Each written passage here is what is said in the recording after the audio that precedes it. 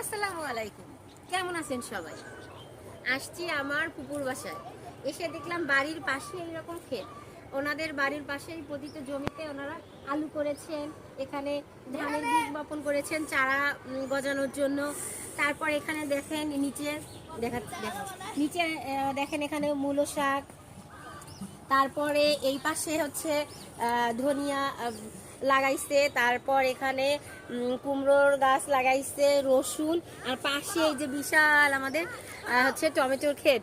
তো বাড়ির পাশের এরকম জমিতে ফ্রেশ যদি সবজি লাগানো যায় একটু একটু ক্লোজ করে, এত ভালো হয়। ওই ফ্রেশ সবজিটা তুলেই আমরা রেগুলার খেতে পারি, যেটা আমাদের শরীরের জন্য অনেক উপকারী। বর্তমান সময়ে কীটনাশক সার এসব প্রয়োগ করে যে আমাদের খাবারগুলো আমরা খাই, বাজারে আসে, এগুলো আমাদের শরীরের জন্য ক্ষতিকর। তো আমরা বাড়িতে কিন্তু পাশের জমিতে এরকম করে প্লট করে করে বিভিন্ন সবজি চাষ করতে পারি, তাতে করে আমাদের মানে শরীরের জন্য অনেক ভালো। আমরা ফ্রেশ তাজা সবজিটা ক্ষেত থেকে তুলেই রেগুলার খেতে পারি।